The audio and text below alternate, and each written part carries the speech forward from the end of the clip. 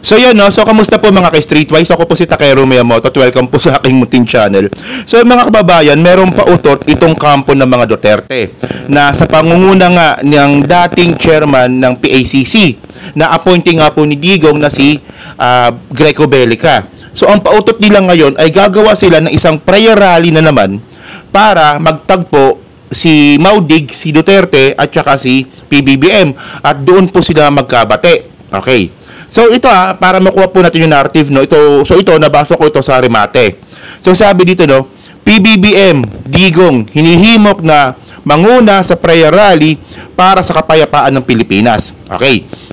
So basahin lang 'to natin sabi dito, hinihimok ng isang grupo na binubuo ng iba't ibang rehelyosong organisasyon, dating opisyal ng gobyerno, na karamihan dito ay appointing nga po ni Digong, at mga concerned citizen, sina Pangulong Ferdinand Marcos Jr. at dating Pangulong Rodrigo Duterte, na simulan ang isang dialogo upang sila ay magkasundo at pamunuan ang isang interfaith prayer rally. So in short, gagawa po ng prayer rally itong si dating PACC Chairman Greco Bellica, na yung PACC pala ibig sabihin na Philippine Against Crime and Corruption. Gagawa sila ng prayer rally para nga po magkaroon ng dialogo at magkasundo nga po itong dalawa, si Digong nga po at si PBBM. So continue lang natin sabi pa dito sa ginanap na pulong balitaan sa Maynila, sumulat ang Covenant for the Nation kina Pangulong Marcos at dating Pangulong Duterte upang sumama at pangunahan ang isang nationwide prayer gathering na kanilang inorganisa. Yan, so sila nag-organize.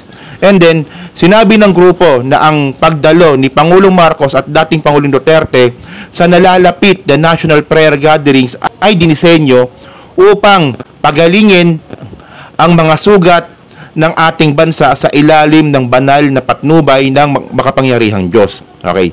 Na siya umanong magpapadala ng mensahe ng pagkakasundo at mapagkumbabang pagkakaisa sa mga Pilipino. Yon. So ngayon mga kababayan, prayer rally na naman. Pero bago natin pag-usapan yan, itong si Greco Bellica po kasi, na pasimuno nga po ng pautot na to, siya po yung dating appointee ni dating Pangulong Duterte sa PACC. So, Philippine Against Crime and Corruption. So, siya yung pinaka-chairman yan, na ang alam ko ngayon is buwag na. So, ayun nga yung punto mga kababayan. So, si Greco Bellica, na dating chairman, sa mismong titulo na Philippine Against Crime and Corruption, unang-una, ang pangit na po ng imahe na yon. Kasi unang-una kasi mga kababayan, pag sinabi po kasi natin against crime and corruption, dapat, ang unang ginawa dapat ni Greco Bellica nung siya yung inappoint ni dating Pangulong Duterte, batikusin niya yung mga krimen na nangyari nga po, especially nga nung Tukhang, na umabot nga po ng 6,000, 11,000, or 30,000 ang mga namatay. So yun, di ba? Ano yun? Krimen yun.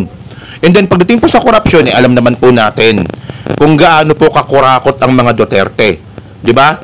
So, yun pa lang pero para sa akin kung yung motibo talaga dito ni Greco Bellica is pagbatiin itong dalawa na to, sa tingin ko hindi maganda na manggaling sa kanya. Kasi chairman ng Philippine Against Crime and Corruption, tadtad nga po ng pangungurakot tsaka tadtad ng krimen nung panahon ni Digong, pagkatapos ngayon siya yung gagawa ng paraan para magkasundo yung dalawa. I don't think so. Sa tingin ko, it's not a very good idea na si Greco Bellica yung mamumuno dito. Hindi po tayo against na magkabati po yung dalawa, 'di ba? At in the first place naman kasi mga kababayan, alam naman po natin na ang kaguluhan po na nangyayari po ngayon ay nagsimula po talaga sa kampo po ng mga Duterte. Diyan naman po talaga nagsimula yan 'di ba? O kaninong kampo ba nagsimula yung isang hakbangin para tanggalin si House Speaker Martin Romualdez at ipalit si Gloria Macapagal Arroyo? Kampo ng mga Duterte. Sino ba yung unang nagbanggit ng tambaluslos? Si Sara Duterte. Sino ba yung nagsabi na bangag or weak leader? Si PBBM. Si dating Pangulong Duterte. Sino ba may sabi na mag-resign si PBBM bilang presidente at ang papalit si Sara Duterte? Si Basti Duterte. O, di ba?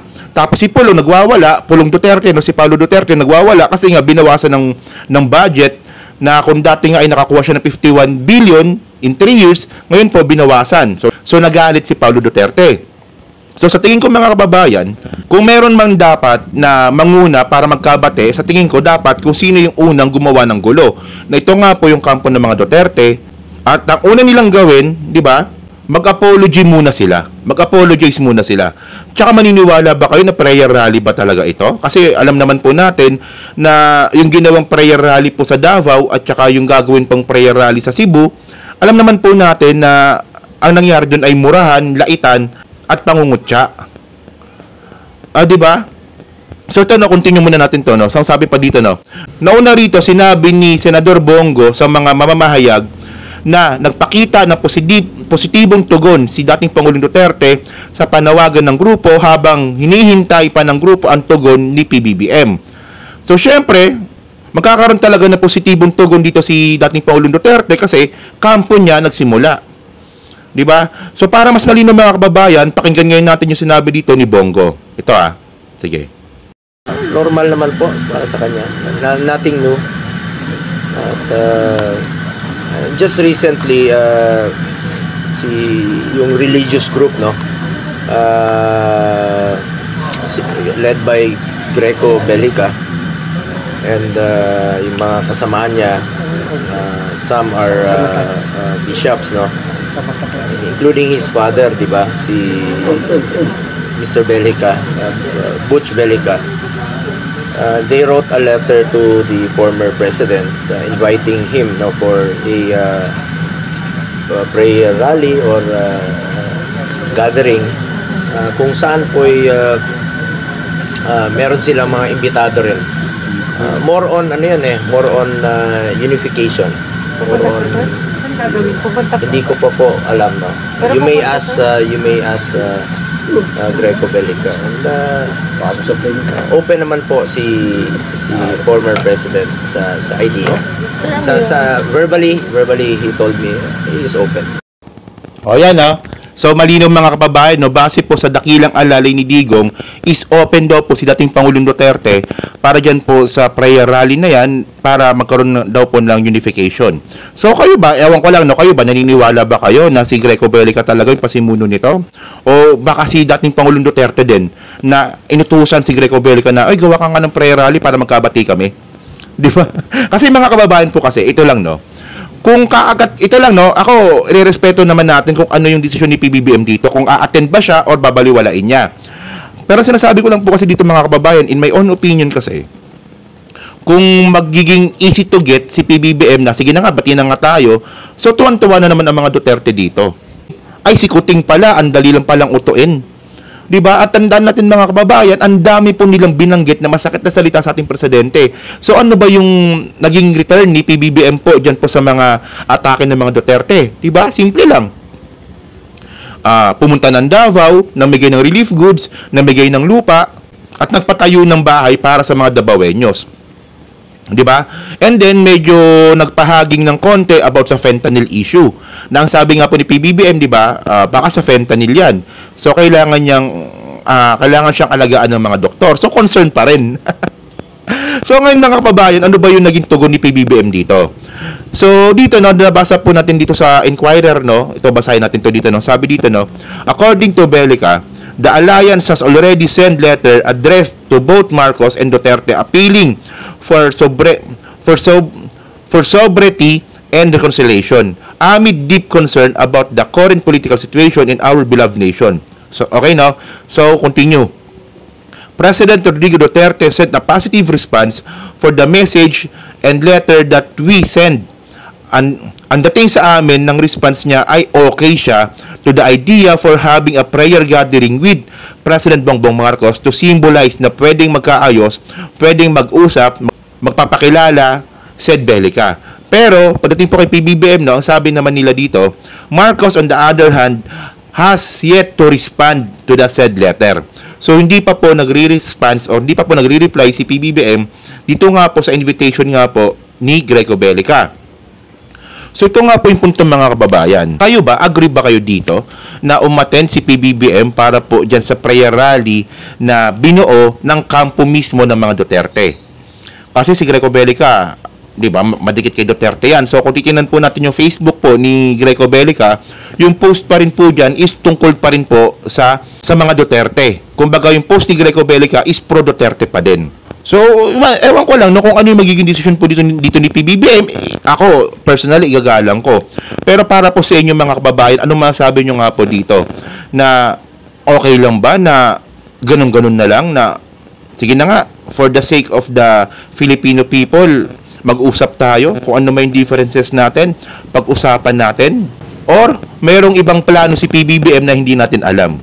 Tulad nga po ng ituloy ang ICC, ituloy yung investigation, at i-serve yung warrant kay Digong. Kasi alam naman po natin na mga kababayan po kasi, alam naman kasi natin na may mga biktima po talaga ng patayan noong panahon ni Digong. Malinaw po yun. Hindi po natin pwedeng itanggi yun. So paano yun? May ipit na naman si PBBM dito kung makikipag-reconcile siya. So paano na yung commitment natin sa international community regarding nga po sa ICC? Kasi mga kababayan, meron pa rin pong jurisdiction ang ICC sa Pilipinas nung tayo po ay member pa dito from 2011 to 2019. So ngayon wala na. Pero nung dati, nung nangyari po yung drug war, meron pa din po. May jurisdiction pa rin po at sinabi rin po ng Supreme Court na meron pa rin pong commitment ng Pilipinas regarding po sa mga pangyayari po na yon. So paano yon? Bati tayo pero pag dumating yung warrant ng ICC, tingnan natin. So, ewan ko lang, no, medyo interesting to, no? And actually, mga kababayan, no, yung bali-balita dito, mangyayari tong prayer rally, prayer meeting na niluluto nga po ni Greco Bellica sa Marso. So, abangan po natin yan. So, kayo po mga kababayan, no, ano masasabi nyo nga po dito sa plano ngayon ng kampo ng mga Duterte na gumawa na naman ng prayer rally and then para pagbatiin si PBBM tsaka si Duterte. At tandaan natin mga kababayan, hindi pa po tapos ito. Kasi meron pa rin po kasing prayer rally ang mga Duterte sa Cebu na sigurado naman po ako na kung ano po yung nangyari sa Davao is ganun din po yung gagawin po sa Cebu. Okay po. So yun lang po. So pa-comment lang po sa baba at binabasa ko pong lahat yan. So hanggang sa muli po, maraming salamat po sa inyo lahat. Ako po si Takero Memoto. Bye-bye.